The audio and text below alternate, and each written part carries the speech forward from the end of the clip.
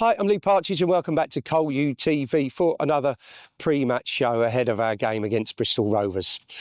On the show today, we will take a look back at a classic game against Bristol Rovers, a 5-4 game, and that is back from January 2000. There's some familiar names on the score sheet, which you will see shortly. Also, it was EFL Youth Development Week last week. And back in November 24 last year, Sammie Szmodics came back and joined us at the training ground. We'll take a look at that. Also, our outing at Accrington. Disappointing, I know, but nevertheless, we will take a look back at that game. Get the thoughts from J.K. Gordon. We caught up with him at the training ground. We'll take a look at Bristol Rovers. Their last outing, they was at home. That was against Barrow. Thoughts of Danny Cowley ahead of the Bristol Rovers game. And also we've got a video of some work that's been done recently on this pitch. Looking magnificent, may I say. So we'll take a look at that as well. Right, let's kick off the show with the classic game, 5-4, Bristol Rovers, Layer Road, January 2000.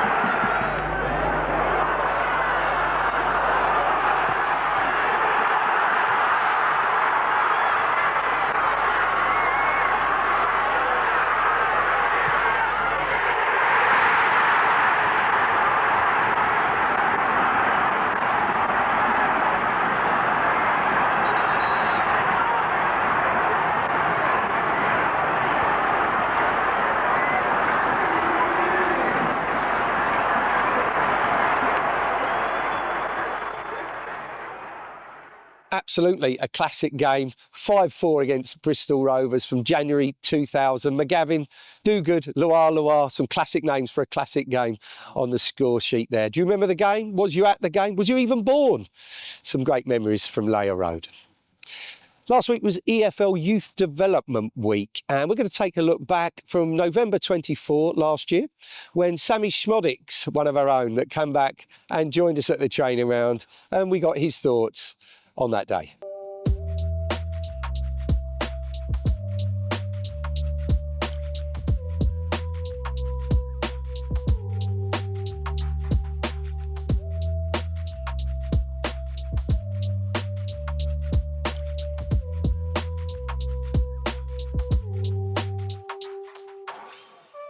that's your debut.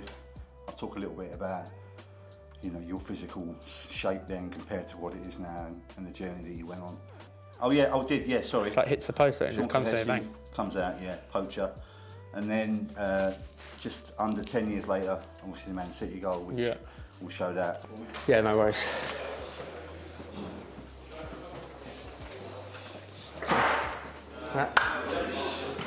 Everybody? Thank you very much in here.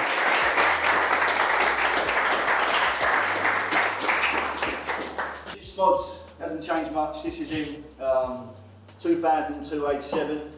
And again, I think the proud bit for all of us here is to see sort of Sammie develop over many years. I don't want to embarrass Smods, but even at that age, he kind of showed qualities. This is his first ever league goal. So look at the date, Boxing Day 2014, South Stand. All you strikers in the box there sniffing for your goal. So that's Sammie's first ever league goal, 2014. And then just under 10 years later, I'm sure most of you boys have seen this. Main Road, 6 minutes gone, not Main Road, I showed my age. The Etihad, sorry buddy. Standard Smods run, in behind. Just about makes it in. Just about goes in, but like, what a feeling that must be. And again, everyone in the room, you players can aspire to something like that. It's definitely achievable. And I just want to tell Smods about this, he obviously didn't remember it. It's 2018, we played Morecambe at home. And after the game, we drew 0-0. Sean was at this game. It was a dire match. Smods was as normal after the game, beat himself up. It was a bad game. And then he texted me on Saturday night about coming in on the Sunday to do a bit more. And just that little, and that's not me being cliche or making it up, he'd done that. His attitude was like unbelievable. Just like that mentality. Wasn't happy with Monday, he wanted to come in on a Sunday and do a bit more finishing, do a bit more work on his game. So for all you young lads, maximise every day, because just over 6 years later, you've got Szmodics and Ronaldo, one of the best, well, if not the best player in the world. And that's where hard work, all the cliches can come out there, but that journey in that 6 year period from Morecambe at the stadium to Ronaldo playing for your country. For me, it was a dream come true. I didn't even think, at your lad's age now, I didn't even think about the Premier League. I didn't think about Ireland. I didn't think about anything. All I wanted to do was play at Colchester United. And you know, I said it to Gregors in there in an interview. I said when I left Colchester, it's probably one of the hardest decisions of my life because I love the football club. You know, all my family love it. We lived there. I grew up here. Went to school here. Joined at 7 through till 22, I think I left. And I remember getting to Bristol and just crying because I was like, it's not Colchester United. You know, you're going into a new group of lads. I must have had over 500-600 teammates. I've been at Colchester for so long, and you know, I'm at a new club, a new town. So the debut for me, you know, people that don't know football and don't support Colchester probably don't know what it means to them. You know, for me to start my career at Colchester and then hopefully finish at Colchester would be probably the best thing for me. You know, I've played Premier League, I've played international football, but you know, to make my debut at Colchester United growing up was the only thing. That was my dream. So you know, like if I'd only played for Colchester United, that'd have been enough for me. And Tony Humes, obviously, who was here before, pulled me and said, "You're going to go to Braintree," and it was like, I think I was 17, 18 at the time, and it was like, I'm playing for the first team.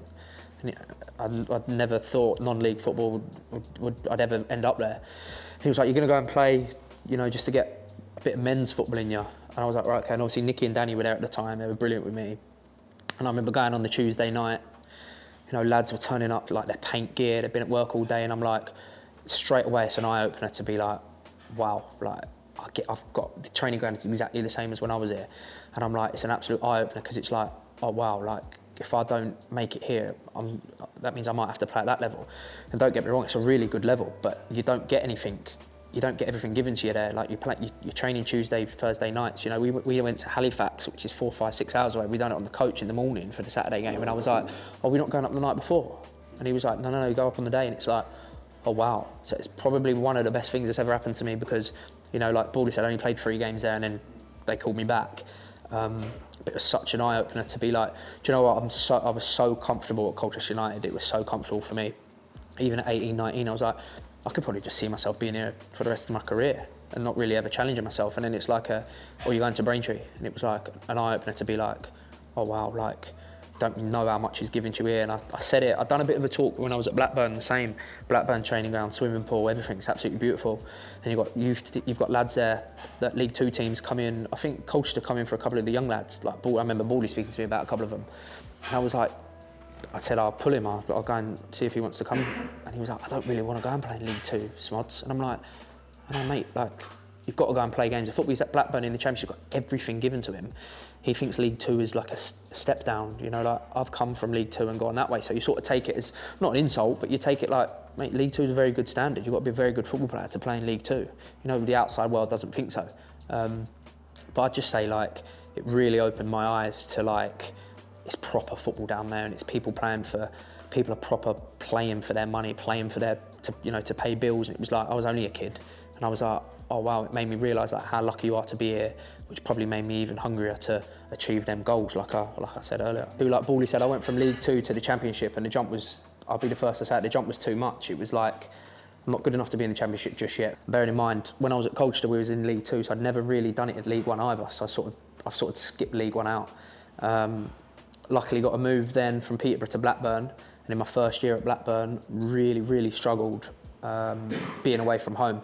I was 25, 26 at that point. I really struggled being away from home. My missus didn't come up straight away. We just had a little girl, so my missus wanted to stay back home. And I really struggled living up north. It was the first time I'd really lived away. Spoke to a lot of people, and then it was last season. I was like, right, this is my season now where I'm like, if I don't succeed now in the Championship, you probably won't get another opportunity because this is your third stint in the Championship. And obviously, like I said, I had a season last year like I could never dream of, 33 goals in I think 42 games or something like that. And then it's another knockback in the summer. You know, I had meetings with a lot of Premier League managers. You know, I support West Ham. West Ham were really interested, and then it come to the forefront again that they didn't want to do anything, and I was stuck at Blackburn, and I was at Blackburn for pre-season. For me, again, it was a knockback because I was like, 28 now. If I'm going to play in the Premier League, I need to do it sooner rather than later. Went into pre-season, and obviously Ipswich called and said like, we want to get something done. And I've stayed professional throughout my whole career. So it was a really tough moment for me actually, because I refused to play any football games, but I had to still keep myself fit. I had to still train. You know, I'd never let the team down. But ultimately, you know, 28 was my last opportunity to play in the Premier League. That's been a brilliant 40 minutes. I could stay for hours. That was so good. I think insight players and coaches alike. And the whole point of this was that hopefully we've taken something from that as coaches and as players. So massive round of applause.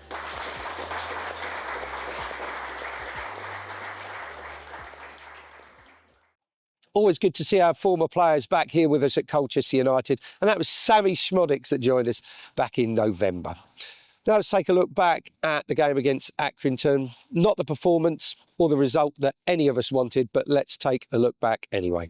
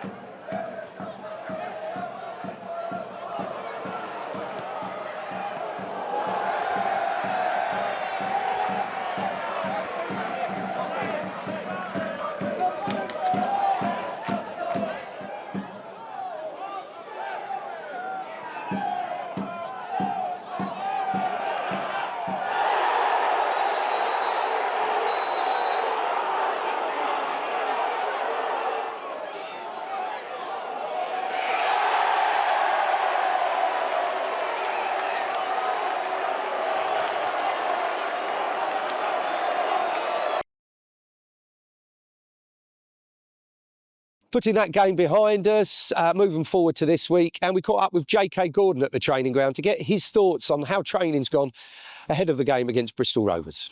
JK, after a difficult game last weekend against Accrington, how's the mood been in training this week? I think we just spent the first couple of days obviously getting some maybe half-truth out the way in terms of our performance. It wasn't really acceptable. I think all the boys came in on Monday and we knew that. And yeah, Gaffer Nicky got across in the meeting for sure. And then at the same time, we got a tough game this weekend. So it's just about accepting it. How can we grow from it? How can we make sure that never happens again? And then how do we attack the weekend now, really? Yeah, and it'll be a tough test against the Bristol Rovers side that have won recent games, but a test that all the lads, I suspect, we wanted to go out there and put things right. Yeah, 100%. You can tell within the team how we're training this week. We've been having a tough tear up, you could say. Everyone's trying to prove a point. One of the things we mentioned on the last game against Accrington was that we was too soft. So in training, I think starting to put in more tough challenges. Obviously wary of not getting injured and stuff, but yeah, it's been a good week. I think it's also about putting belief in each other that your teammate is gonna go and put in the work for you as well. And I think if everyone does that, then as a team we'll do well, which we're going to do eventually. So. Yeah, and as a tight-knit squad, you can do that, can't you? You can talk to players honestly, you can talk to each other honestly, knowing that there's good in there and that there's talent in there that will come out as the games go on. Yeah, exactly. Like in the meeting we had on Monday, we all kind of came together and we put down words on the boards, and we all got on the same page, really. And everyone just being honest with each other about what we need to do now, whether it's people doing extras, whether it's us recovering properly, just everything that can make us better as a team. I think at the end of the day we haven't been getting the results we should be, but in terms of football-wise, we're not playing bad. So it's just how do you win games now, and it's just about obviously taking the next step. Yeah, and for you personally, you must be itching to kind of get more minutes. You know, there's a lot of competition for places in your position, but as Tom Smith proved on Saturday, you've always got to be ready and waiting if you get your chance on the pitch. No, 100%. Sal's the most selfless person. He's always he's been in the bit of the background, you would say, but he's always he's done a lot for the team. And it just shows that if you wait and work hard for your opportunity, it will come through eventually. And yeah, like myself, there's tough competition for places all around, and it's pushing us in training. It gets on the pitch, we all want to do well. And I think the downside is that maybe recently, for example, the attackers have been a bit too greedy when we get situations because we're so competitive. We want to get the chance, but I think that's another thing we got on the same page on Monday. It was just about us being selfless when we got on the pitch as well, and just putting the team first. I think we were all right. The thoughts of JK there ahead of our game against Bristol Rovers. Bristol Rovers are on a decent run of form at the moment. Let's take a look at their last game. They was at home to Barrow.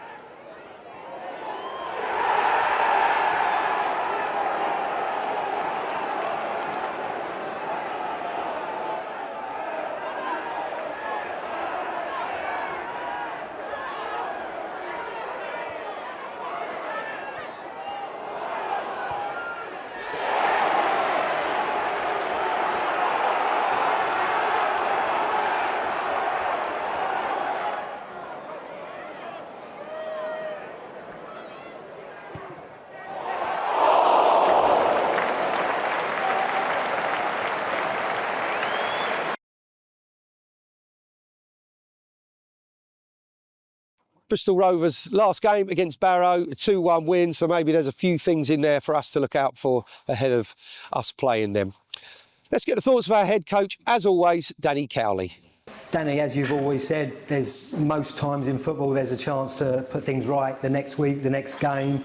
Is that the case this weekend against Bristol Rovers? Yeah, of course. That's the great thing about football. Nearly always there's tomorrow, and yeah, for us it's been a tough week. It's never nice when you let yourselves down. Never nice when you let other people down.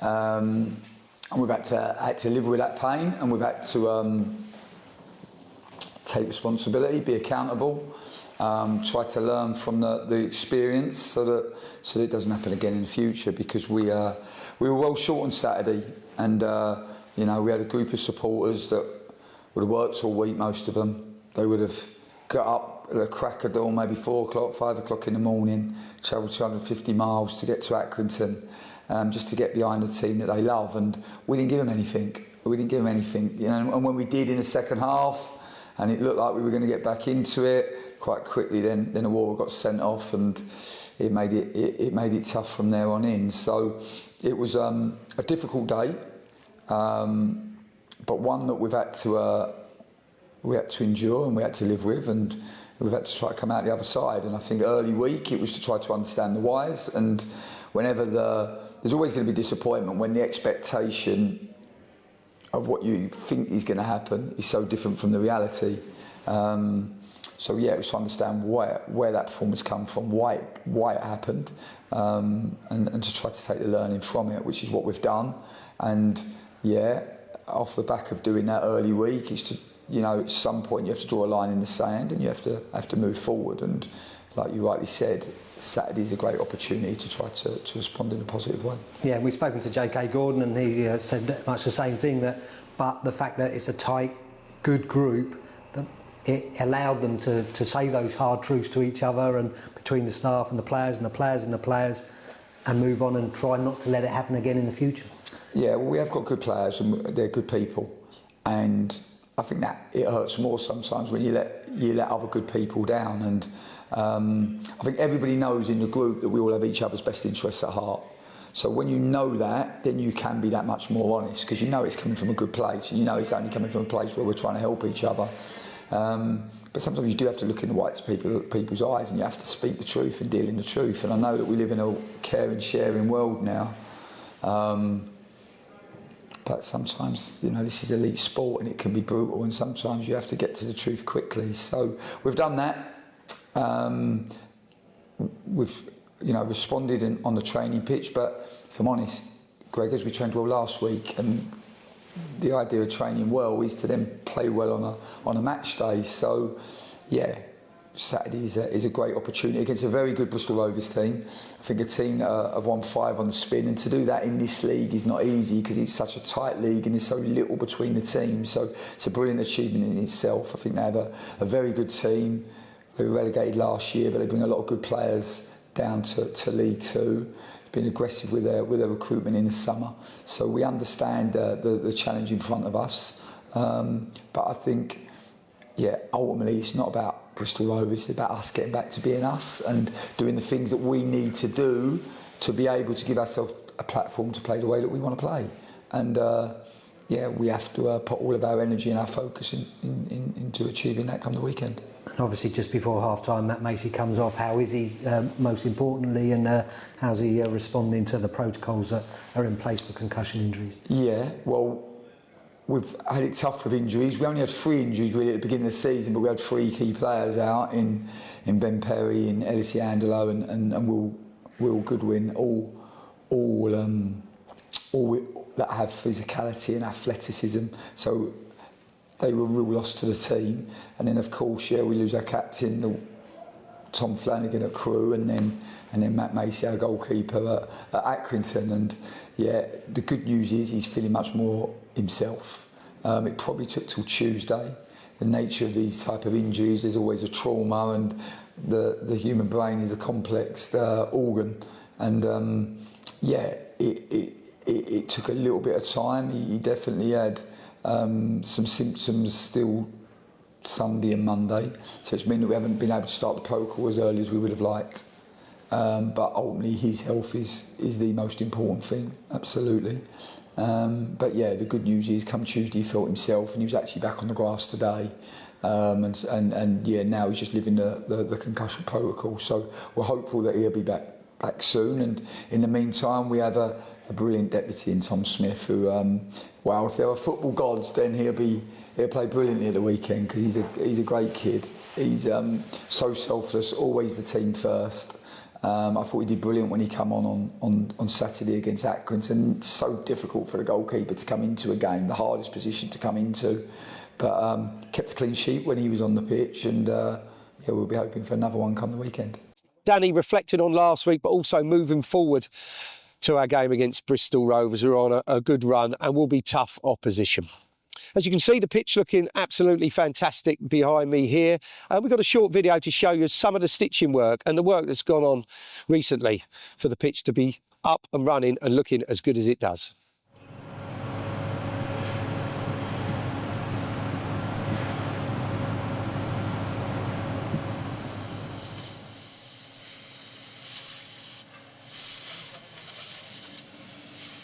So we've started the process now of stitching the pitch as part of our renovation in the summer. So we've had a couple of delays, but the week after Tranmere, the guys have come in with the stitching machines. Basically what they're going to do is they're going to stitch the pitch with an artificial fibre every 20 millimetres across the whole pitch, down to 110 millimetres in depth. What this is going to do is basically help reinforce the pitch and give us some extra help, especially during the winter months. So the club came to me in January, February time, and basically said that we potentially need to get some more usage out of the stadium pitch with Ipswich's under-21s and women's team expressing an interest in using the stadium.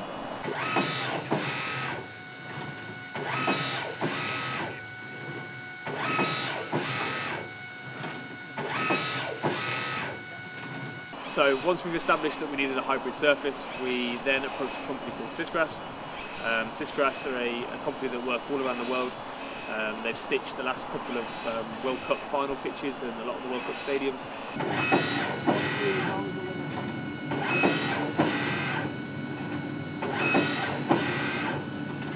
The process basically is what it's going to do is, as the artificial stitch is in there, the roots will then wrap themselves around the artificial fibres, and it'll help reinforce and hold the pitch together. And then as we lose grass cover going into the winter, which we will, with the shade of the stadium and then just the general usage and play, it means that the artificial fibre will then help act like an artificial root zone and help hold the pitch together. So hopefully we don't get the chunks coming out of the pitch like we had last year. The pitch is still 100% natural pitch. It's going to be about 3 to 5% artificial, so it's not a 3G pitch or anything like that. It's still a natural grass pitch, and we still do all the same things to it as we would do normally. So I just want to put a big thank you out to Dean Gillespie, Michael and Max from Sisgrass. They've been outstanding through this process.